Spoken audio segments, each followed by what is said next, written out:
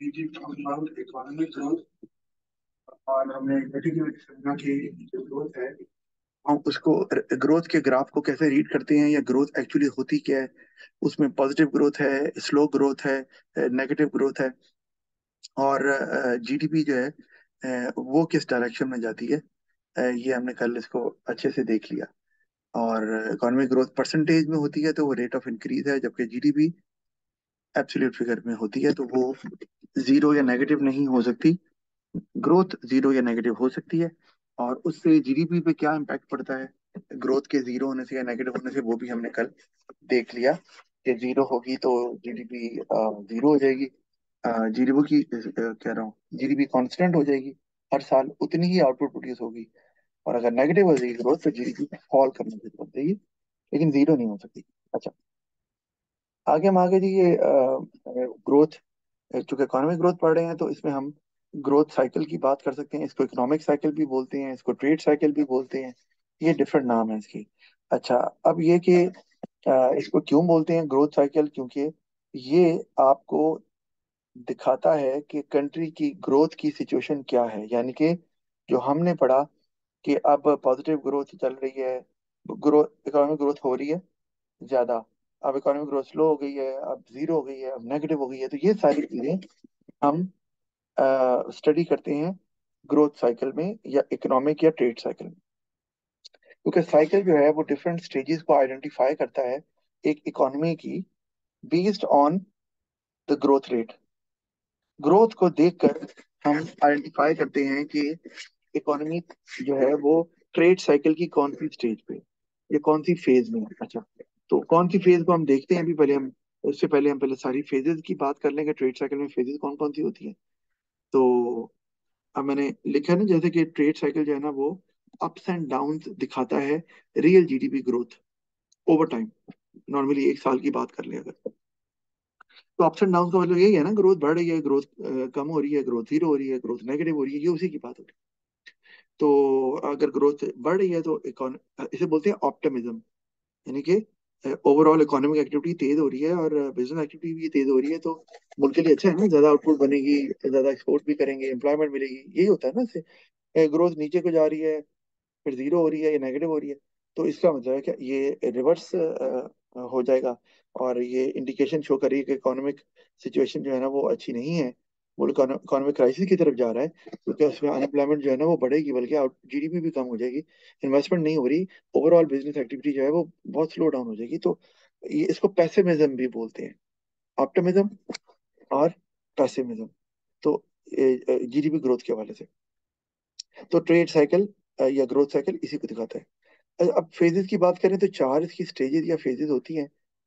जो हम देख रहे हैं यहाँ पर वो है, जब पहले नजर आ रहा है ग्रोथ, ठीक है। ग्रोथ जो है वो हम कहते हैं कि जीडीपी बढ़ रही है, ठीक है। अच्छा, अब ग्रोथ जो है वो दो तरह की हो सकती है। दो तरह की क्या, कि जीडीपी बढ़ रही है एक जगह पर, जैसे कल आपने कहा फास्टर रेट से, एक जगह जीडीपी बढ़ रही है लेकिन स्लोअर रेट से या डिक्रीजिंग रेट से बढ़ रही है हर दफा, लेकिन हर दफा जो इजाफा होता है वो पहले इजाफे जितना नहीं होता। अच्छा, अब मैं ना आपको जरा डायग्राम, अच्छा पहले इसको फेजेस को हम देख लेते हैं। तो अगर मैं ग्रोथ की बात करूं तो मैं आपको डायग्राम अगर मैं बनाता हूँ, अच्छा बल्कि डायग्राम बनी हुई है नीचे, उसी को देखते हैं। ये, अच्छा अब आप गौर करो तो ग्रोथ जो है वो हमें नजर आ रही है, ये जो ऊपर की तरफ जा रहा है ग्राफ है ना, ये ये यहाँ से जो ऊपर जा रहा है, इसका इसका क्या मतलब है, ग्रोथ हो रही है मतलब, बताओ जरा क्या मतलब है इसका। सर जीडीपी इंक्रीज हो रहा है। जीडीपी इंक्रीज हो रहा है, बिल्कुल सही है। अच्छा, और जीडीपी हर दफा पहले के मुकाबले में ज्यादा इंक्रीज होता है। अच्छा, अब जब यहाँ आगे इस वाले पॉइंट पर, अच्छा ये क्या हो रहा है। अच्छा मैं आपको बना के ही चलो दिखा दूं, एक इसमें मैं ना हाईलाइट नहीं कर सकता। अच्छा, डायग्राम बनाता हूँ मैं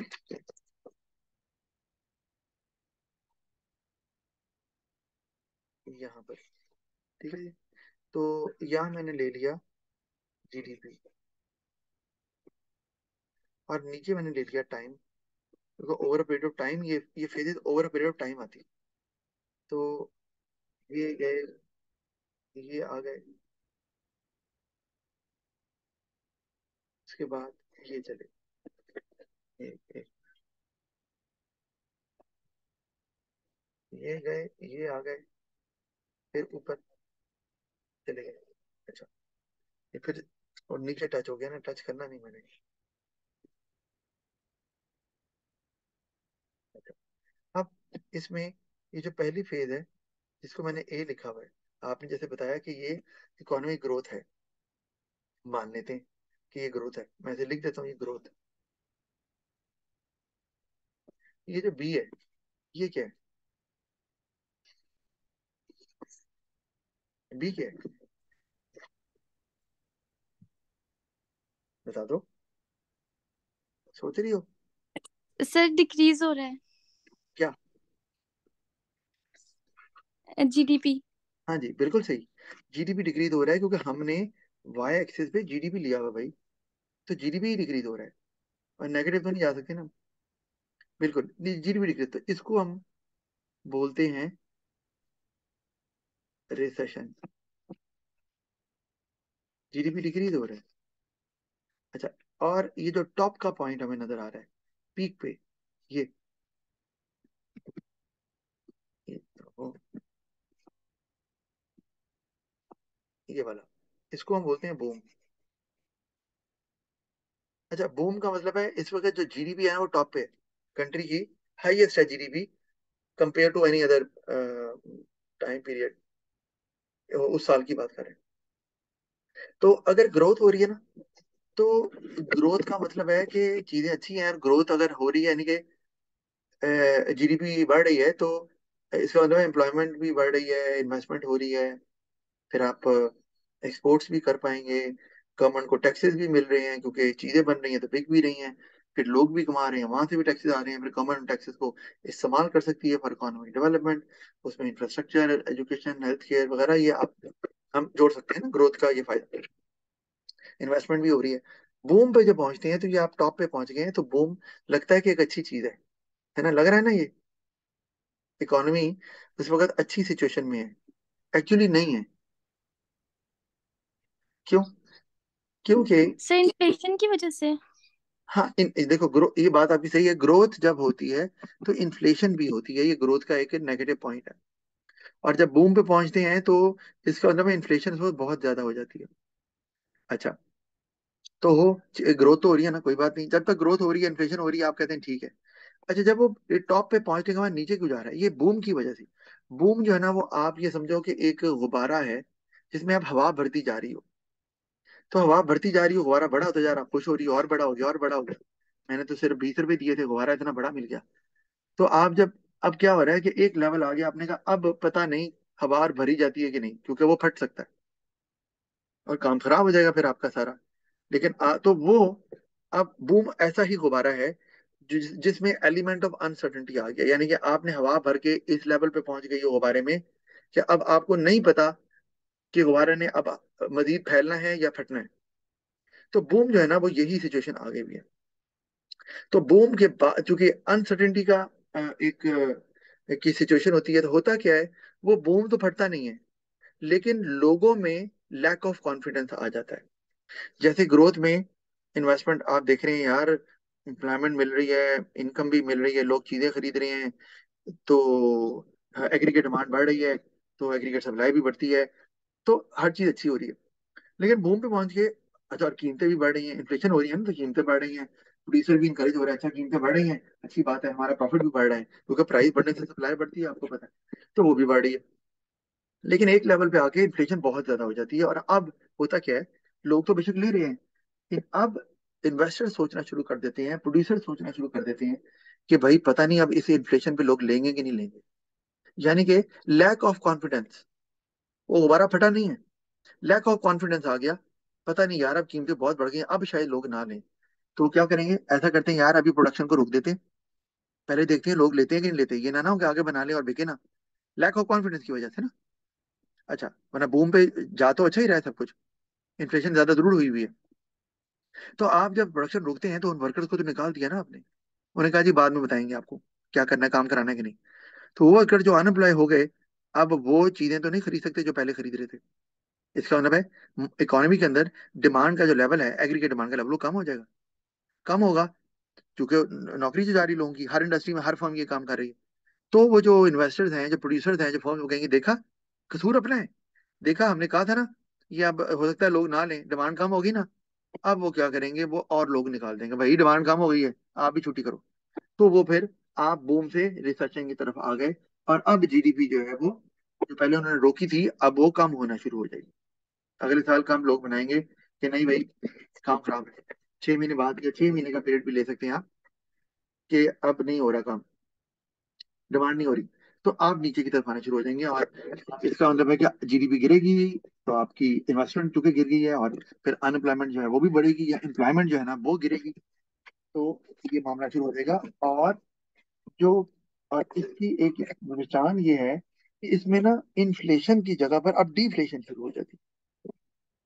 और डिफ्लेशन क्या होती है भला, बता दो। Sir when prices decrease. जी, जब प्राइस डिक्रीज, जब प्राइस डिक्रीज करती है लगता है कि अच्छी बात है, अच्छी बात नहीं है। क्योंकि प्राइस डिक्रीज होने का मतलब है कि प्रोड्यूसर डिस्करेज हो रहा है, कह रहा है भाई मैंने चीज 20 रुपए की ली थी, तो अब ये 15 की कैसे बेचूं। ऑफ कोर्स नहीं कर सकता ना, उसने 20 की ली थी उस वक्त, कीमत ज्यादा थी, डिफ्लेशन हो रही है, तो आगे कीमत कम हो गई, कह रहा है यार ये, तो वो डिस्करेज हो जाएगा, हाईली डिस्करेज। वो एकदम से आउटपुट कहेगा मैंने, तो ये प्रॉब्लम आना शुरू हो जाएगा। दूसरा ये भी कि डिमांड भी मुसलसल कम होती जाएगी, क्योंकि डिफ्लेशन है, तो लोग क्या कह रहे हैं, यार कीमतें तो कम हो रही हैं, आगे नौकरी नहीं है, तो वेट करते हैं, क्योंकि कीमत आगे और कम हो जानी है तब लेंगे। अच्छा, वो पहुंचे पहुंचे, तो उन्होंने कहा यार कीमत तो अभी और कम होने लगता है, और होनी है। तो कंज्यूमर जो है वो भी स्पेंडिंग को डिले करना शुरू करते हैं। एक तो प्रोड्यूसर डिस्करेज हो रहा है, प्रोड्यूस नहीं कर रहा है क्योंकि प्राइस कम हो रही है। दूसरा, कंज्यूमर भी लेना छोड़ रहा है, लेना मतलब छोड़ रहा है, डिले कर रहा है। तो प्रोड्यूसर कहेगा यार ये क्या मजाक है यार, लोग भी नहीं ले रहे, लेट कर रहे हैं, स्टॉक पड़ा हुआ बिक नहीं रहा।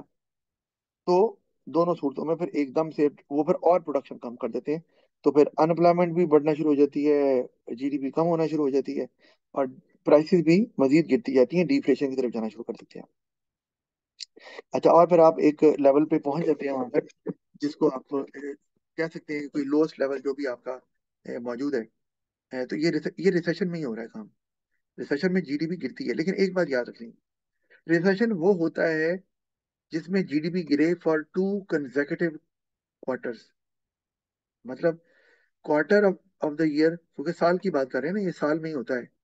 तो क्वार्टर का मतलब है 3 माह, यही हुआ ना, तीन, 3 4 12, तो 12 मंथ होते हैं, तो 3 माह का एक क्वार्टर है। तो अगर 6 माह यानी कि 2 क्वार्टर की बात की ना, when GDP keeps on falling for 2 consecutive quarters, ये जरूरी है, तो हम उसे कहते हैं रिसेशन। अगर 2 3 माह जीडीपी गिरी और फिर बढ़ गई, तो हम उसको रिसेशन नहीं बोलेंगे। हम ये कह सकते हैं जीडीपी गिर रही है, ये बात ठीक है, गिरी तो है ना, 3 माह ही गिरी हो, लेकिन उसको रिसेशन नहीं बोलेंगे। रिसेशन के लिए मुसलसल 6 माह जीडीपी गिरना शुरू है। ये बात आपने ध्यान में रखनी है, क्योंकि एमसीक्यूज में भी क्वेश्चन आता है इस पे। अच्छा, अब आप पहुंच गए निचले लेवल पे, सबसे लोएस्ट लेवल पे। तो ये जो लोएस्ट लेवल है, इसको अब क्या बोलेंगे। अब एक वर्ड है, मैं अभी आगे आपको दिखाने लगा हूँ, यहाँ पर वो नहीं दिखा रहा, ये रिसेशन आ गया, ओके। और उसके आगे रिसेशन के बाद क्या हुआ, जब रिसेशन आया तो गवर्नमेंट ने कहा जी, मुल्क एकदम से बिल्कुल सारी एक्टिविटीज स्टॉप हो गई ऑलमोस्ट। तो अब ये आप फंस गए, इकोनॉमिक क्राइसिस चल रहा है, अब इससे कोई नहीं निकाल सकता सवाए गवर्नमेंट के। गवर्नमेंट निकाल सकती है लोगों को, इकोनॉमी को यहाँ से। वो कैसे, गवर्नमेंट क्या करती है कि गवर्नमेंट फंड अपने इस्तेमाल करती है किसी चीज में, यानी कि गवर्नमेंट स्पेंडिंग को बढ़ाती है। कोई प्रोजेक्ट शुरू कर दिया, जैसे भी किए। अच्छा, जब गवर्नमेंट प्रोजेक्ट शुरू करती है, तो आपको अच्छे से पता है कि जो एग्रीगेट डिमांड होता है, वो C+I+G+X-M होता है ना, यही होता है ना। जी सर। तो जब गवर्नमेंट जी बढ़ाएगी, तो इसका मतलब है कि उससे एग्रीगेट डिमांड भी तो बढ़ जाएगी ना, उसी का तो कंपोनेंट है ना। यस। तो जब एग्रीगेट डिमांड बढ़ जाएगी जी की वजह से, तो एग्रीगेट डिमांड बढ़ने से प्राइस लेवल बढ़ना शुरू हो जाएगा, क्योंकि चीजें तो बन नहीं ना रही, जीडीपी तो बिल्कुल लो हुआ है, चीजें बननी नहीं, डिमांड आ गई, तो शॉर्टेज हो गई ना मार्केट में। पहले तो लोग ले नहीं रहे थे, अब डिमांड, क्योंकि जी जो है वो एग्रीगेट डिमांड है, गवर्नमेंट को भी तो इंफ्रास्ट्रक्चर करने के लिए कोई ना कोई चीजें चाहिए ना, कैपिटल इक्विपमेंट जो भी है चीजें, तो प्राइस लेवल बढ़ना शुरू हो जाएगा। डिमांड, जब प्राइस लेवल बढ़ेगा तो जो प्रोड्यूसर्स हैं वो इनकरेज होंगे कि यार प्राइस बढ़ रही है, प्रॉफिट हो रहा है, वो एग्रीगेट सप्लाई को बढ़ा देंगे, और उससे फिर ऑफ कोर्स जो जीडीपी है वो बढ़ना शुरू हो जाएगी। तो आप दोबारा से पॉजिटिव डायरेक्शन में जाना शुरू कर देंगे। अच्छा, इस तरह जो होता है ये यहाँ हो रहा है, ये सी पॉइंट पे। तो इसको बोलते हैं, जब रिसेशन के बाद दोबारा से जीडीपी बढ़ती है ना, है तो ये भी एक किस्म की ग्रोथ ही, ठीक है, लेकिन इसको हम बोलते हैं रिकवरी। रिकवरी और ग्रोथ में कोई फर्क नहीं है, सिर्फ ये फर्क है कि रिकवरी ऐसी ग्रोथ होती है जो रिसेशन के बाद आती है, तो इसलिए उसको रिकवरी का नाम दे रहे हैं। और वो इस तरह, गवर्नमेंट इस तरह से रिकवर कर सकता है। अच्छा, एक बात और बताता जाऊं इसी में, कि एग्रीगेट डिमांड जो मैंने बढ़ाई है, उसका एक रीजन और भी हो सकता है। मैंने कहा गवर्नमेंट ने स्पेंड किया, तो गवर्नमेंट ने जब स्पेंडिंग की, तो गवर्नमेंट ने वर्कर भी तो रखे ना, एम्प्लॉयमेंट हुई, जब एम्प्लॉयमेंट हुई तो इनकम मिली, जब इनकम मिली तो भाई कंजम्पशन भी तो बढ़ेगी ना, फिर लोग, अब इनकम आ रही है तो लोग कहेंगे ठीक है कंज्यूम करते हैं। क्या ख्याल है? तो कंजम्पशन बढ़ेगी, क्योंकि अब एक ये कि जब गवर्नमेंट स्पेंड कर रही है तो प्राइस लेवल भी बढ़ रहा है, तो कंजम्पशन जो है ना वो भी बढ़ेगी, और लोगों को लगेगा यार प्राइस अगर बढ़ रही है अभी ले लो। और वैसे भी पहले लोगों के पास इनकम ही नहीं थी तो खर्च कहाँ करना था, अब इनकम आ रही है क्योंकि एम्प्लॉयमेंट मिल रही है, तो कंजम्पशन भी एग्रीगेट डिमांड को बढ़ाएगी ही। और ये साइकिल सारा इस तरह चलेगा, लेकिन ये साइकिल ऑफ कोर्स गवर्नमेंट का काम है ये करना, ठीक है जी। वो ही निकाल सकती है आपको इस इकोनॉमिक क्राइसिस से, जिसको हम रिसेशन बोल रहे हैं।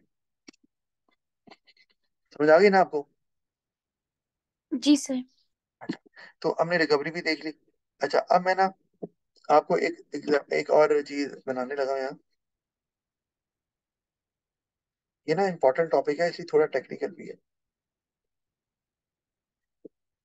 आप समझो कि ये सवाल इसमें से जो है ना, बहुत ज्यादा चांसेस होते हैं आने के। आप समझो आपको आ ही जाएगा इसमें से सवाल, इतना इंपॉर्टेंट होता है। अच्छा, किसी ना किसी तरीके से इकोनॉमिक ग्रोथ से मिलता जुलता कुछ आप पूछ लेंगे। अच्छा, तो अब मैं एक और डायग्राम यहाँ बनाने लगा हूँ कि मैं कुछ अब ऐसे कर रहा हूँ, और आपने गौर करना है। एक मिनट में देखो सर।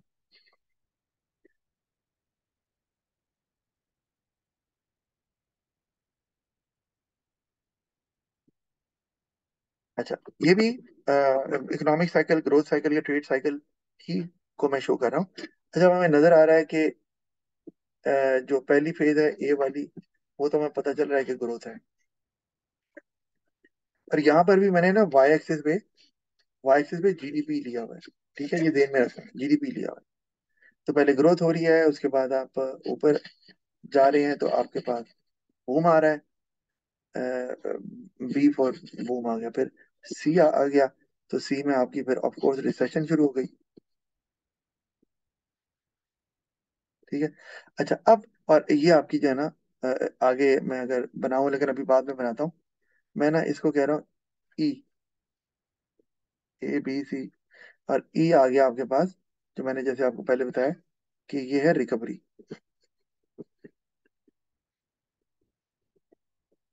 अच्छा, अब आप एक बात पे गौर करो कि रिसेशन में क्या होता है, जीडीपी अपने लोएस्ट पॉइंट पे पहुंच जाता है, ऐसे ही है ना। इकोनॉमी का जो जीडीपी है वो अपने लोएस्ट पॉइंट पे पहुंच जाता है रिसेशन में, ठीक है, यानी कि गिरते गिरते।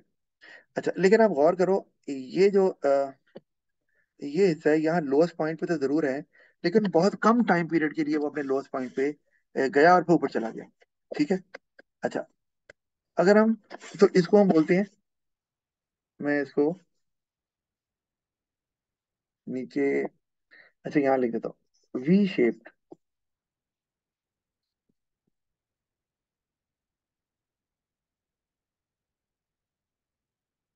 वी शेप्ड रिसेशन, वी बना हुआ ना, वी शेप रिसेशन जो है ना, वो होता है कि लोएस्ट पॉइंट पे पहुंचती है इकोनॉमी और बहुत कम टाइम पीरियड के, और फिर वो ऊपर को निकल जाती है रिकवरी की तरफ। अच्छा, दूसरा आप देखें तो वहां भी रिसेशन आ रहा है, लेकिन इसको हम बोलते हैं यू शेप्ड।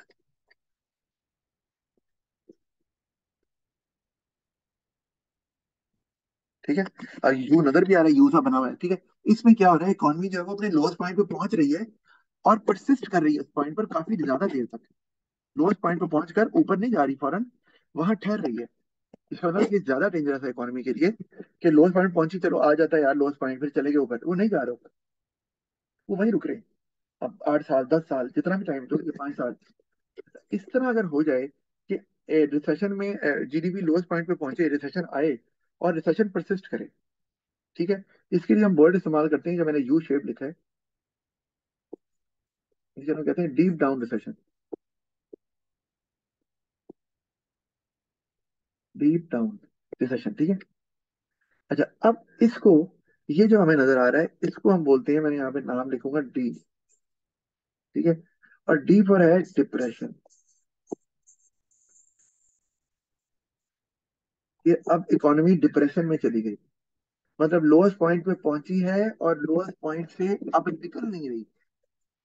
अब उसमें गवर्नमेंट की ना एली है या गवर्नमेंट कोई एक्शन नहीं ले पा रही, क्योंकि निकालना है तो गवर्नमेंट ने, गवर्नमेंट जितनी एफिशिएंट होगी उतनी जल्दी आप रिसेशन से निकल के रिकवरी पर चले जाएंगे, और जितनी इनएफिशिएंट होगी या और भी कोई एक्सटर्नल फैक्टर्स हैं, बात वो सिलेबस में नहीं है अभी, तो फिर वो परसिस्ट करेगी और वो डिप्रेशन बन जाएगा फिर। और डिप्रेशन बहुत खतरनाक है आपका, क्योंकि आप देखो ना, मैं कहता हूँ आप भूखे हो तो चलो एक आध दिन तो भूख से गुजारा कर ही सकते हो, भूखे रह के, लेकिन आपको कहा जाए 10 दिन के लिए भूखे रहो, ये तो नहीं हो सकता ना। इस तरह इकोनॉमी जो है वो चलो लोएस्ट पॉइंट पे आ जाती है, गवर्नमेंट किसी तरह से मैनेज कर लिया, मांग तांग के, लेकिन उसको लंबे अरसे तक कैसे मैनेज करें, नहीं कर सकते, मुमकिन नहीं है ना। अच्छा, तो आपको समझ आ गई। तो ये है डिप्रेशन। अच्छा, ये मैंने डायग्राम आपको बना के दिखा दी, लेकिन इस डायग्राम में मैंने क्या किया है, मैंने जीडीपी दिखाई है। ठीक है। अच्छा, तो आपने, अब मैं इसको चेंज कर रहा हूँ,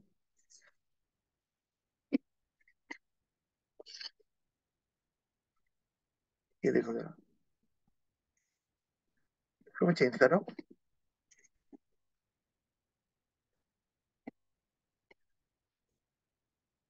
और अब मैं कुछ डायग्राम बना रहा हूँ ऐसी। ये देखो, अब मैं ले रहा हूँ परसेंटेज जीडीपी, और मैं यही दिखाना चाह रहा हूँ क्या, ट्रेड साइकिल, तो मैं कुछ ऐसे दिखा रहा हूँ।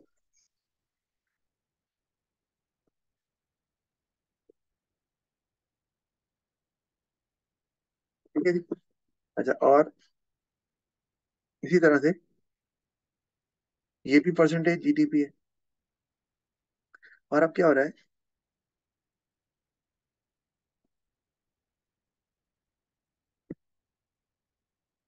ठीक है जी। अब बताओ, ये ए पे क्या हो रहा है। Sir growth.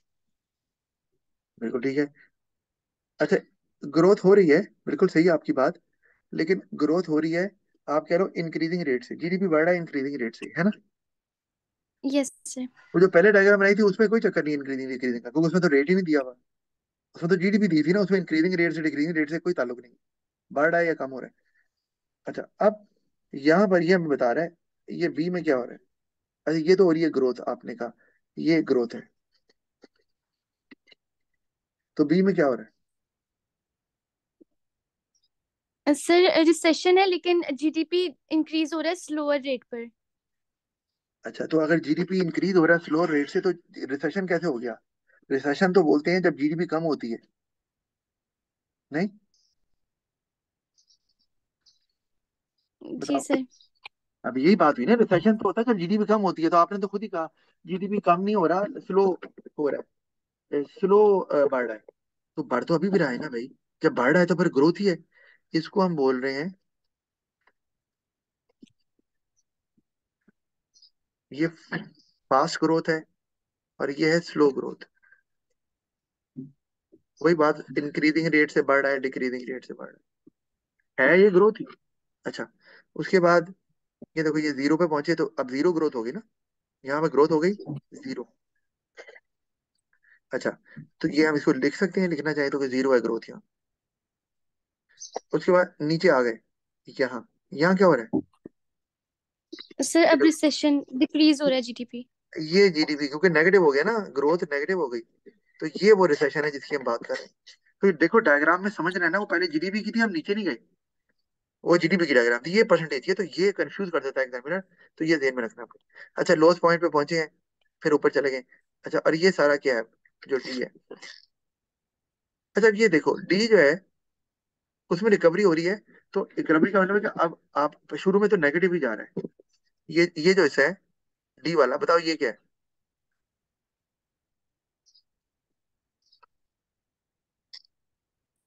Sir economic growth increase हो रही है, रिकवरी रिक- स्टेज। अच्छा, रिकवरी है, तो रिकवरी में तो रिकवरी में तो आउट जीडीपी बढ़ती है, नहीं? तो यहाँ यहाँ तो सर नेगेटिव लेकिन है। नेगेटिव, नेगेटिव से पॉजिटिव की तरफ जा रही है ना। हाँ, पॉजिटिव गई, हुई तो नहीं ना, हुई तो नहीं। इसका मतलब है आप टुवर्ड्स रिकवरी जा रहे हैं, लेकिन रिकवरी आई नहीं है, रिकवरी स्टार्ट नहीं हुई, अभी भी स्टिल ये रिसेशन ही है। क्योंकि as long as GDP is negative, आप रिसेशन में ही रहेंगे। हाँ, ये कह सकते हैं पहले जीडीपी या आउटपुट तेजी से गिर रही थी। अब डी में अगर मैं कहूँ ऊपर की तरफ जा रहे हैं अगर, तो आउटपुट तेजी से नहीं गिर रही। वो हर दफा जो आउटपुट गिरती है वो पहले के मुकाबले में कम गिरती है, गिर रही है, जब तक आप यहाँ नहीं पहुंच जाते वापस। इससे नीचे नीचे सी और डी दोनों रिसेशन को ही शो कर रहे हैं, लेकिन एक में आउटपुट ज्यादा तेजी से गिर रही है और एक में कम तेजी से गिर रही है ये रिसेशन। समझ आ रही है? जैसे ग्रोथ की बात की थी, फास्ट ग्रोथ स्लो ग्रोथ, है ना? जी सर। उसके बाद जब हम ई पे आ गए, अब चूंकि ग्रोथ पॉजिटिव हो गई है, तो ये है रिकवरी, ये रिकवरी। सही हो गया ना? यस। समझ आ गई? मगर समझ आ गई आपको? अच्छा, ठीक है। अच्छा, जो दूसरी डायग्राम है उसमें भी यही हो रहा है। ए में क्या हो रहा है आपको पता है? ए में क्या हो रहा है? सर फास्ट ग्रोथ, ठीक है, बी में? स्लो ग्रोथ, ठीक है, ये सी में? रिसेशन, ठीक है, और ये डी में क्या हुआ? स्लम्प। हाँ, स्लम्प कह लो, या आपने स्लम्प बोल दिया, मैंने लिखा भी हुआ है। स्लम्प या डिप्रेशन, दोनों वर्ड इस्तेमाल कर सकते हैं, दोनों ठीक है। स्लम्प या डिप्रेशन। अच्छा, और ठीक है, लेकिन क्या डिप्रेशन रिसेशन ही होती है? जी बिल्कुल, वही कहा ना, नेगेटिव है ना। लेकिन रिसेशन जो परसिस्ट करते करे इकोनॉमी में, जीडीपी नीचे रहे और नीचे ही रहे, तो वो, और वो देखो गिरती जा रही है और लंबा हो रहा है पीरियड गिरने वाला। उसमें तो देखो गिरने का पीरियड बहुत कम है, आप गौर करो। इसमें जो नेगेटिव ग्रोथ का पीरियड है वो बहुत कम है, ठीक है। इसमें पीरियड ज्यादा हो गया, रेडियस बढ़ गया। मैं अभी और नीचे नहीं लेके गया, उसको जगह नहीं थी, वरना मैंने और नीचे लेके जाना था। तो ज्यादा टाइम पीरियड के लिए ग्रोथ नेगेटिव होती है और ज्यादा देर रहती है। अच्छा, तो ये डिप्रेशन, डी डिप्रेशन है, रिसेशन ही है लेकिन डिप्रेशन बोलते हैं। अच्छा, उसके बाद फिर आगे जब ई आया, तो ई में रिकवरी शुरू हो गई। बार आपको मेरा ख्याल है कि ये अच्छे से क्लियर हो गया होगा। कुछ पूछना है इसमें आपने? No sir. नहीं पूछना, ठीक हो गया। अच्छा, तो आगे चलते हैं। यहाँ पर मैंने अगर देखा हो ना, तो ये असल में परसेंटेज ही दी हुई है। नेगेटिव हो रहा है ना, हो रहा है ना नेगेटिव। जी सर। तो जीडीपी तो कभी नेगेटिव नहीं होती ना, तो अंडरस्टूड है, ये परसेंटेज दी हुई है। मैंने एक पिक्चर उठा के ले ली थी, ये परसेंटेज ही है ये। अच्छा, ये देखो, यही डायग्राम हमने बनाई, हमने इसको देखा है, रिसेशन, स्लम्प। स्लम्प, स्लम्प में देखो ना, वो जो नेगेटिव ग्रोथ है वो परसिस्ट कर रही है, लंबी हो रही है, वो यू शेप और वी शेप, ये मैंने दोनों दिखा दिया। अच्छा, ग्रोथ के, तो अब अगर हम ये जो लिखा हुआ उन्होंने फेजेस ग्रोथ, तो ग्रोथ में हमने देखा employment, profit, investment, output and prices सब बढ़ती है। मतलब इन्फ्लेशन भी होती है ना, बूम में बढ़ती नहीं है, इन्फ्लेशन तो बहुत तेज हो जाती है। बाकी सब हाई पे ही होते हैं, यानी कि इन्फ्लेशन भी हाई होती है, या प्राइसेस हाईएस्ट पॉइंट पर पहुंच गई होती है जहां तक जानी है, जो अभी तक नहीं गई। एम्प्लॉयमेंट भी हाई होती है, अब बढ़ती नहीं है तेजी से, वो टॉप पे पहुंच गए ना। इन्वेस्टमेंट भी हाई होती है, जीडीपी भी हाई होता है। अच्छा, फिर जब रिसेशन पे आ जाते हैं, तो उसमें अब सब कुछ गिरना शुरू होगा। इन्वेस्टमेंट, एम्प्लॉयमेंट, ये एंड इन्वेस्टमेंट दोबारा को लिखा हुआ है। एम्प्लॉयमेंट एंड इन्वेस्टमेंट, ये नहीं आना चाहिए ना,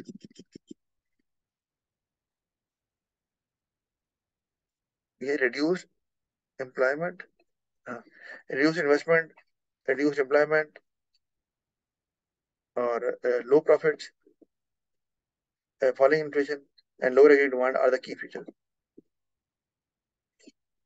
ये तो हो गया, ये भी समझ आती है आपको फिर। और इकोनॉमिक स्लम्प मैंने आपको बता दिया है, लिखा भी हो ना एक्सटेंडेड रिसेशन।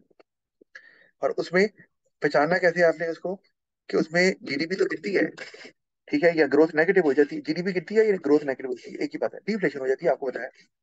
और एम्प्लॉयमेंट भी लो हो जाती है, इन्वेस्टमेंट भी लो हो जाती है।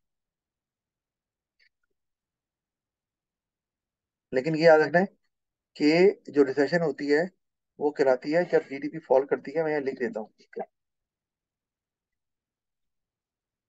रिसेशन ओनली occurs when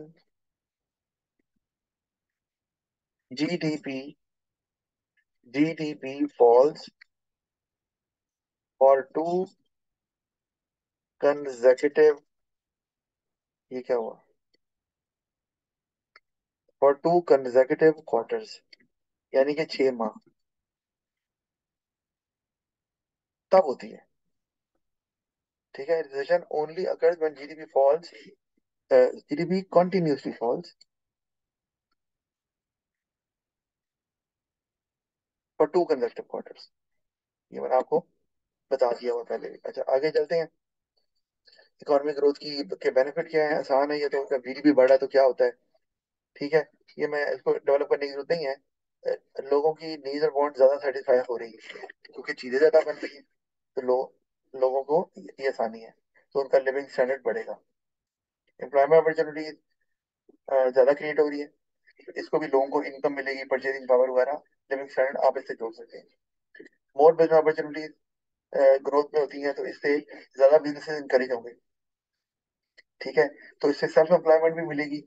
अच्छा, इससे सेल्स और प्रॉफिट बढ़ेगा तो गवर्नमेंट को, पर मैं टैक्सेस की बात नहीं करता, क्योंकि नीचे ज्यादा पॉइंट लिखा है, लेकिन जरूरी नहीं है कि आप यही लिखो। आप टैक्सेस के साथ अगर जोड़ दो तो बिल्कुल जोड़ सकते हैं, गवर्नमेंट का टैक्स रेवेन्यू बढ़ेगा और गवर्नमेंट को फिर पब्लिक वेलफेयर के लिए इस्तेमाल कर सकती है, वो आप लिख सकते हो, लेकिन फिर आप ये नहीं लिखोगे। अच्छा, और अगर वो लिखना है, खैर इतने पॉइंट तो लिखने ही नहीं होते ना, आपको पता ही है। तो अपॉर्चुनिटी में ये है कि फिर दूसरे और बिजनेसेस को इंकरेजमेंट मिलती है कि यहाँ पर बिजनेसेस फ्लरिश कर रहे हैं, सेल्स और प्रॉफिट ज्यादा है, तो वो भी फिर उस कंट्री में इन्वेस्ट करना चाहते हैं, जिससे growth further, it further leads to, sorry, it leads to further growth. फिर लो एंड स्टेबल इन्फ्लेशन, ये हमने बात की है, ग्रोथ के अंदर स्टेबल इन्फ्लेशन होती है, इन्फ्लेशन होती है लेकिन स्टेबल रहती है, लेकिन वो फिर मुंह में जाके बहुत ज्यादा हो जाती है अगर कंट्रोल ना की जाए तो क्योंकि आप क्यों होती है कंट्रोल इन्फ्लेशन, क्योंकि जितनी डिमांड बढ़ रही है आप आउटपुट भी उतनी बनाते जा रहे हैं। अगर आप आउटपुट उतनी नहीं बना पाएंगे, यानी कि ऐसी ग्रोथ जिसमें डिमांड ज्यादा बढ़ रही है और आउटपुट उतनी नहीं बढ़ रही, तो उसमें लोअर स्टेबल इन्फ्लेशन नहीं होगी, उसमें फिर हाई इन्फ्लेशन होगी। तो मैंने लिख दिया ठीक है कि अगर आपकी आउटपुट जो है वो मैच कर रही है इफ ग्रोइंग डिमांड को, तो फिर शॉर्टेज तो नहीं हो रही ना, फिर तो इन्फ्लेशन जो है वो स्टेबल रहेगी, बढ़ेगी नहीं। हायर टैक्स रेवेन्यू, ये समझ आती है, गवर्नमेंट जब ज्यादा लोग एम्प्लॉयड होंगे, ज्यादा चीजें खरीदेंगे, तो चीजों पे भी इंडायरेक्ट टैक्स आ रहा है, इनकम पे भी टैक्स लग रहा है, और गवर्नमेंट इसको फिर पब्लिक वेलफेयर के लिए इस्तेमाल कर सकती है। मैंने तो जनरल बता रहा हूँ ना, आपने स्पेसिफाई करना डेवलप करते हुए। अच्छा, और ये फिर आप बेशक टैक्स रेवेन्यू के साथ जोड़ना चाहते हो तो वो जोड़ दो, अच्छा नहीं जोड़ना तो फिर ग्रोथ होती है तो इंफ्रास्ट्रक्चर भी डेवलप होता है, रोड्स बनती हैं, ट्रांसपोर्ट्स आती हैं, तो उसका फायदा लोगों को भी होता है, ठीक है ना, तो ये इसमें आ सकता है। फिर कॉस्ट ऑफ ग्रोथ में क्या आ रहा है हमारे पास के, higher employment, unemployment due to technical progress, तो इसको डेवलप करना आसान है ना, कि गवर्नमेंट को अनएम्प्लॉयमेंट अलाउंस नहीं देना पड़ेगा, जो एक नॉन प्रोडक्टिव एक्सपेंडिचर है गवर्नमेंट वो कहीं और इस्तेमाल कर सकती है, तो अपॉर्चुनिटी कहाँ बच जाएगी, या लोगों का पैसा आएगा तो वो चीजें खरीद सकते हैं, लिविंग स्टैंडर्ड सॉरी बढ़ सकता है, ये तो हमारा फायदा है ना। लेकिन यहाँ जो कि नुकसान बताना है, तो अगर ग्रोथ हो रही है टेक्निकल प्रोग्रेस की वजह से, यानी कि नई टेक्निक्स आ रही हैं और आप कैपिटल वो इक्विपमेंट इस्तेमाल कर रहे हैं, कैपिटल इंटेंसिव प्रोडक्शन की तरफ जा रहे हैं, तो फिर अनएम्प्लॉयमेंट बढ़ेगी, क्योंकि टेक्नोलॉजी तो लेबर को रिप्लेस करेगी, तो उल्टा हो जाएगा ना काम। तो फिर गवर्नमेंट को अनएम्प्लॉयमेंट अलाउंस या जो पॉवर्टी है, लिविंग स्टैंडर्ड्स की बात कर सकते हैं। नॉन रिन्यूएबल रिसोर्सेज जब ग्रोथ होती है तो फिर ये नहीं देखते कि कौन से रिसोर्सेज इस्तेमाल हो रहे हैं, हर फर्म कहती है जी इस्तेमाल करो बस। ठीक है। तो उससे वो रिसोर्सेज जो नॉन रिन्यूएबल है वो फिर खत्म हो जाएंगे और फ्यूचर जनरेशन को अवेलेबल नहीं होंगे, जिसकी वजह से फ्यूचर जनरेशन का लिविंग स्टैंडर्ड लो हो जाएगा। क्योंकि खत्म हो गए तो आपको तो अवेलेबल थे, आगे अवेलेबल नहीं होंगे, तो आगे तो लिविंग स्टैंडर्ड गिर जाएगा ना फॉर कमिंग जनरेशन, यही बात करेंगे हम। अच्छा, destruction of natural beauty and wild life, तो ये भी समझ आती है क्योंकि आप जब उसमें फॉरेस्ट को खत्म करेंगे ना, फिर ऑफ कोर्स जब ग्रोथ हो रही है तो इंडस्ट्रीज लग रही है, इंडस्ट्रियलाइजेशन हो रही है, तो उसमें फिर आप लैंड क्लियर कर रहे हैं, उसमें नेचुरल हैबिटेट खत्म हो रहा है, फॉरेस्ट खत्म हो रहे हैं, तो वाइल्ड लाइफ भी खत्म हो जाएगी। जब फॉरेस्ट ही नहीं तो वाइल्ड लाइफ कहाँ से? तो उसमें फिर ये कि सीनिक ब्यूटी चली गई, लोग जो है वो एंजॉय नहीं कर सकते सीनिक ब्यूटी को। फिर जो टूरिज्म का एस्पेक्ट है, अगर आपने सारे ये नेचुरल हैबिटेट खत्म कर दिया, नेचुरल ब्यूटी, तो फिर टूरिज्म भी नहीं आएगा। टूरिज्म से जो गवर्नमेंट को फॉरेन एक्सचेंज आता है, जो फॉरेनर्स आते हैं, या उससे जो अर्निंग होती है बिजनेसेस को, वो अनएम्प्लॉयड हो जाएंगे लोग वहाँ जो काम करते हैं यहाँ पर अ, किसी हॉलिडे रिजॉर्ट में या टूरिज्म के बिजनेस में। और गवर्नमेंट को फिर वहां से भी टैक्सेस आते हैं, वो भी नहीं आएंगे, गवर्नमेंट टैक्सेस उधर से नहीं आने वाले। तो अगर कोई ये भी देखना है कि अगर टूरिज्म से आपको एक बिग चंक मिलता है रेवेन्यू का टैक्स की शक्ल में, या बहुत ज्यादा लोग उसमें एम्प्लॉयड हैं, तो फिर शायद ये it won't be good decision. अच्छा, पोल्यूशन आ गया, मुझे पता है नॉइज वाटर है, तो उससे आप इट वुड स्प्रेड डिजीजेस। साफ पानी नहीं मिलेगा तो पीने का पानी से जो बीमारियां होती हैं वो हो सकती हैं। फिर ब्रीदिंग प्रॉब्लम है, हीरिंग प्रॉब्लम है, क्योंकि नॉइज पोल्यूशन, एयर पोल्यूशन ये कर सकते हैं। उससे लिविंग स्टैंडर्ड से लोग होगा, लोगों की प्रोडक्टिविटी भी कम हो जाएगी, तो वर्कर्स में प्रोडक्टिव नहीं रहेंगे, तो फिर वो उस तरह से ग्रोथ में हेल्प नहीं कर पाएंगे। एक्चुअली वो फिर इवेंचुअली ग्रोथ कम हो सकती है, या जो क्वालिटी ऑफ लाइफ है लोगों का वो कम हो जाएगा लिविंग स्टैंडर्ड से जुड़ सकते हैं। अच्छा, फिर आगे widening the gap between rich and poor. अच्छा, इकोनॉमिक ग्रोथ से रिच एंड पुअर में गैप वाइडन क्यों होता है? क्योंकि जब इकोनॉमिक ग्रोथ होती है तो बिजनेस फ्लरिश करते हैं, कीमतें बढ़ती हैं ना, तो कीमतें बढ़ रही हैं तो बिजनेसमैन को तो फायदा हो रहा है, अमीर तो बिजनेस ही करते हैं ज्यादातर। इन्फ्लेशन हो रही तो वो कीमत बढ़ा देगा, जनाब इन्फ्लेशन हो गई, उसको तो नुकसान नहीं हो रहा। नुकसान हो रहा है एम्प्लॉयड लोगों को, जो सैलरी ले रहे हैं और पूरा साल एक ही सैलरी मिलनी है, तो उनकी तो परचेजिंग पावर कम होती जा रही है, सैलरी उतनी मिल रही है पूरा साल, लेकिन कीमतें बढ़ने से अब वो चीजें खरीद नहीं सकते। तो इसका मतलब है गरीब और गरीब हो जाएगा, और अमीर हो जाएगा। क्योंकि अमीर तो कारोबार करता है, वो तो कीमतें बढ़ाकर कवर कर लेगा हायर प्राइसेस के इफेक्ट को, गरीब नहीं कर सकता क्योंकि वो तो सैलरी लेता है। अच्छा, आगे अगर देखें तो स्टैंडर्ड लिविंग आपका गिर सकता है, क्योंकि अगर इकोनॉमिक ग्रोथ के चक्कर में आपने कैपिटल गुड्स प्रोड्यूस करना शुरू कर दिए, रिसोर्सेज आपने कंज्यूमर गुड्स से निकाल लिए हैं और कैपिटल गुड्स की तरफ चले गए, तो फिर आपको कंज्यूमर गुड्स तो नहीं मिलने वाली। तो कंज्यूमर गुड्स नहीं मिलेंगी तो कैपिटल गुड्स का फायदा तो लॉन्ग टर्म में होगा ना, शॉर्ट टर्म में तो नहीं होगा। तो शॉर्ट टर्म में कंज्यूमर का लिविंग स्टैंडर्ड गिर जाएगा, उसको चीजें कुछ नहीं मिलनी है, वो तो कैपिटल गुड्स बाद में बनेंगी तो उससे चीजें बनाएंगे।